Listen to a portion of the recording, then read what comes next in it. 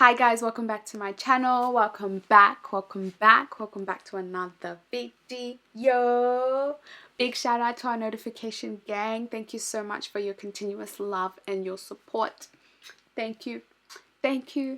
In today's video, it's gonna be a vlog, not really a sit down talkative vlog, not really, I don't know what it is going to be, but I'm just going to be sharing with you guys some of the footage and videos we took from our Roora, just because obviously we didn't film a video, there is no vlog or anything like that, but I know that you guys have been dying to see some content. If you want to see some photos, there's some photos on my Instagram. Otherwise, today we're going to be sharing some videos that we took, or not we, other people, because I didn't have time to film any videos. Your girl had a lot on her plate. So unfortunately I didn't get to really, like, you know, hi guys type of thing, but otherwise I'm just going to share with you guys some quick videos that we took on the phone and things like that. So for those of you who don't know, I had my Roora on the 19th of December 2020. For those of you who are living in this world, you will know that there was a global pandemic. So the Roora was pushed back by months and months and months and months. Initially we had planned to have the Roora earlier in the first half of the year, but it was pushed back, and then it was pushed back again, and then it was pushed back again, and then the date was changed. Then finally, by the grace of God, we were allowed to have our Roora, because Melbourne was no longer on lockdown, and then the people that needed to be there were no longer on lockdown and they could be there. And it was a beautiful, beautiful event. God really favored us. God blessed us. It was peaceful, it was loving, it was just exceptional. If you want me to get into the nitty-gritties of the stuff that I had done, such as the outfits, these hand sanitizers, the cookies, the cake, how I designed the cake, what I did, how I got to everywhere, the decor, etc., all that kind of stuff, let me know, and we can do that, and we can talk about that and stuff like that. But today I'm just going to be showing you guys some of the footage that we took. I did my own makeup, everyone did their own makeup, just because it was most conducive. Our limit for the amount of people that we could have in a house with COVID and stuff was 30. So we were under 30 anyway, but everybody did their makeup because it was just a lot easier. And traditionally you're not actually meant to wear a lot of makeup for the Roora, so we went with the, what do you call it, no makeup look. That's why you see that my makeup is very minimal and very natural looking. That was on purpose. We did a no makeup look, just because, you know, that's what was advised by everyone.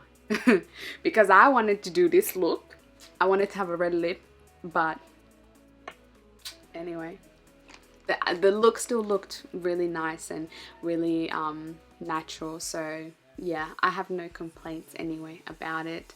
It was a bit of a rush trying to figure out, like, because we did our makeup like while everything was happening downstairs. We were doing our makeup, so we needed to be ready by the time introductions were ready. So it was like you're playing cat and mouse, because you don't really know how long everything is going to be, whether it's going to take 2 minutes, that's a lie, whether it's going to take 2 hours, 4 hours, 5 hours, we didn't know.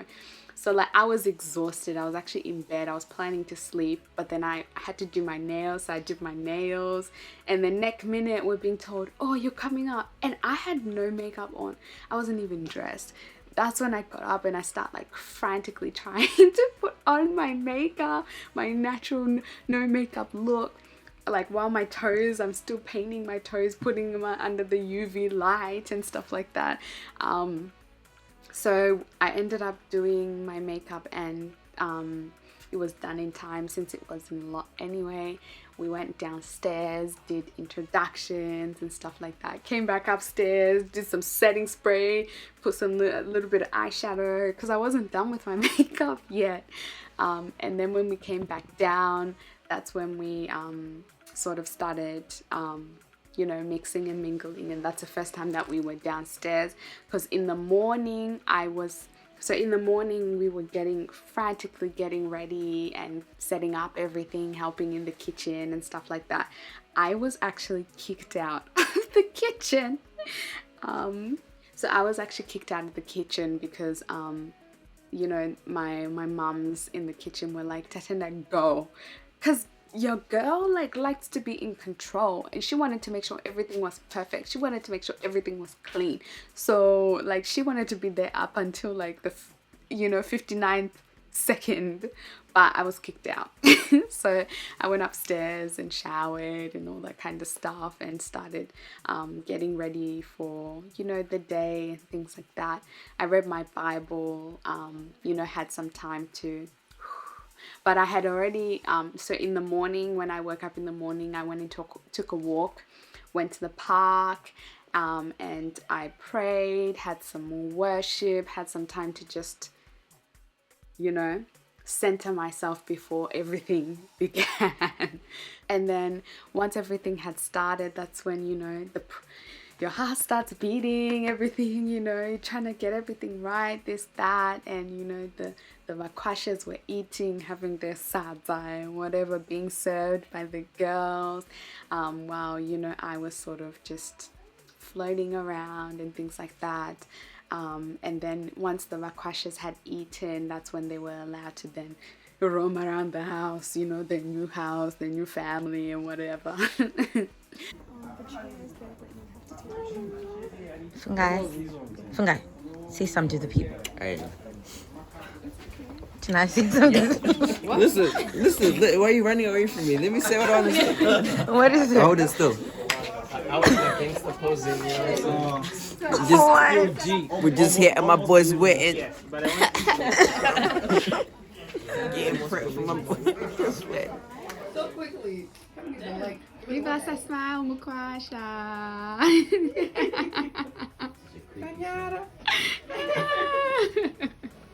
And that's when we sort of started getting things, you know, photos taken and things like that.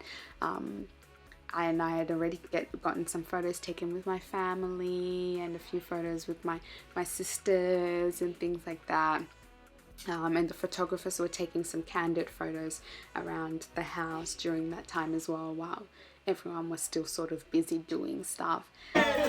Hey girl, so sorry, was stressing you out. Like, look at my nails. Look at my nails. We're washing dishes, babe. Okay, you need to remember that. We wash dishes, okay? All day. Literally.